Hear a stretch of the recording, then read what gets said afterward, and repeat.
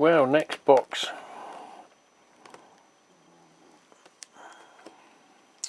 Let's see what we got here. Well, this was a basket case one. It's the kind of one where definitely paid too much. Probably shouldn't have bid. Should have passed them by. But I kind of looked at them because they're the white ones and I can turn them into BIS ones. Simply by, if I can find someone that can do me a sticker to cover this bit and turn it into British Industrial Sands with a white background, that's it. They're code 3 straight away. There's little nothing else I really need to do to them, but they are a little bit ropey. Now the comments in the description did say most of the brake wheels are missing, which that little item we've already discussed before with a simple 50 pence for a pack of 50 or whatever it was. Little clothing snap button things will suffice as a brake wheel. But some of them have odd buffer missing, nothing major. This little strut's broke on a couple of them, which again, cut a bit of plastic card and glue in. Some of them got the steps damaged. Now you can buy a laser etched brass fret, but £6.50 for a pair, so it would work out expensive for the amount of missing damaged ones I've got. That one's got a ladder and a handrail missing, so I mean that's a bit of wire you could bend around, and a little brass etched handrail or ladder could be trimmed to fit there. In fact, some of these variants didn't even have the walkway on them. This is one of the better ones, so some of them look quite clean. They've got the original Lima metal wheels, some have had plastic wheels. For some reason everyone seems to think a hopper carry's cool, even though a tarmac quarry one would have had aggregate in it. That one's got a snapped off strut. But obviously someone got a bit bored with a soldering iron and decided to, I don't know, melt this one. Gets better. Yeah, quite what they were experimenting with, I don't know. 30 soldering iron tip and some coal dust, I don't know, haven't we? Gone right through. I mean, obviously that can be disguised with a load, so it's not the end of the world, and that can just look like a dint with a bit of weathering on it. So you know you can work with it. At least the ladder's intact. I did sort of look at these with the view that possibly they could be cannibalised for the other ones that I have that are more desirable. So not a total loss, but they was £38 with the postage, which, well, 5, 10, 15, 20, 25, 30, 35, 40, so yeah, £5 each, just under. So not the end of the world, but yeah, there's better out there. Gonna find some of them little yellow clips.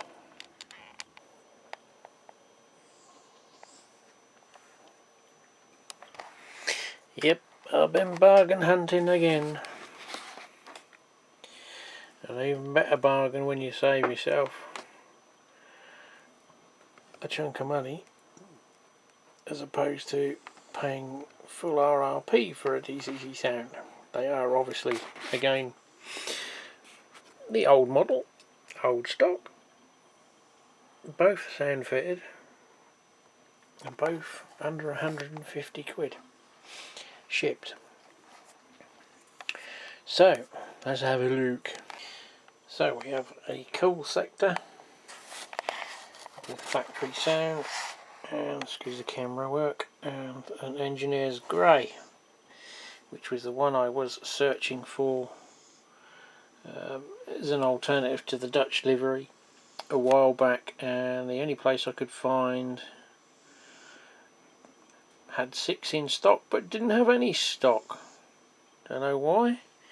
I've noticed there's a little bit of an upturn on the buffer beam here, but it's not damaged in any way. I just think it's been probably assembled and glued in place slightly on askew. But other than that, I can't find any marks, scratches, barely a fingerprint. They are very clean examples. Everything that's supposed to be there is still there. The horns, you can see the wheels. There's a little bit of wear, but not an immense amount. It's the later model with the switches on, and the same with this one.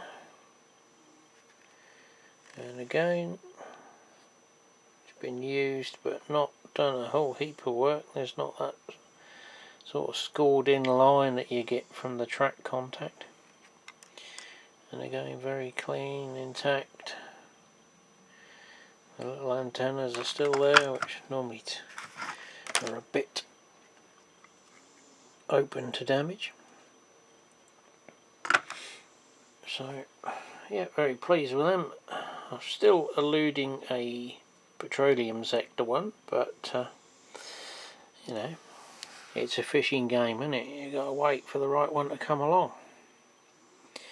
So 2 more to the fleet.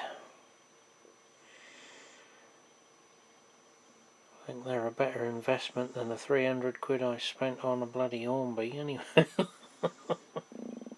Should have just bought 2 of these.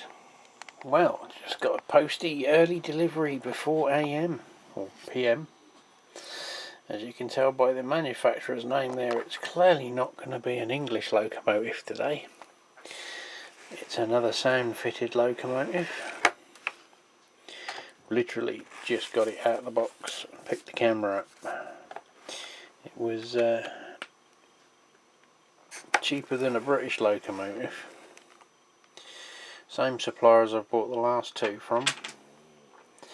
Bought from America, test run, put back in the box, never used.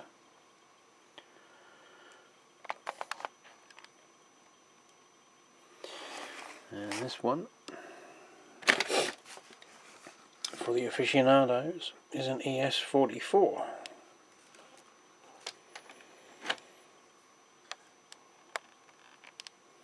So it'll be another one we have a test run on. Oh, someone with big feet, judging by the size of the box. Looks promisingly well packed.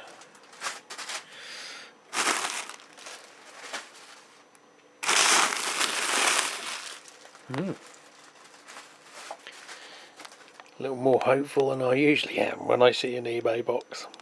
So I needed a few more box cars for the American themed side of things, and I happened to find a seller sticking some out at a reasonable price, sort of $6.99 start bid. Not a lot of interest in them, so not a lot of competing bids. So I picked some of these up at quite a reasonable price. Here we have a couple of Montana Rail Link. I believe they've been repurposed from an existing one, as you can see that they're transfers. So with a little bit of weather in, they'll just look a bit beat up and you know, probably ownership transferred. And we've got a couple of those. Don't know what the make of these ones are. So 2 box cars, and I obviously had a look to see what else they were selling. So we did pick up a couple of Burlington Northern. I believe I've got another one of these with an opening door. They were sold as a lot, as you can see. This is an earlier one with the walkway on the top, so I was looking for these ones slightly more modern looking. But they were a pair as well. I think they were about £7–10 each of those sets. Hopper cars was also something on my radar, so they had this one as well, which obviously Montana Rail Link again. Haven't seen those ones in any rail fanning videos, so I presume they're probably long gone now. Another interesting one was this one. Slightly different door, you can see all side opens up, presumably when they were loading palletised loads of plywood. Nice detailing on the steps there with the rebated ends. And some really nice tank cars, the more modern ones that you see. I have looked at these and they're sort of around about £20 a pop. Didn't want to spend that sort of money. This one did cost me about £11.50 I think, but nice looking, nicely detailed. Brake wheel under detail. The piston for the brakes. On the handrail, and generally you'd want several of these, but I don't see me getting a hold of a lot of these. But they're fuel or ethanol tanks. Again, probably by the same manufacturer, I would say. Slightly more detail on this one. Very nice model. Rake of 20 of those would be nice, but not much likelihood of them turning up in any vast number.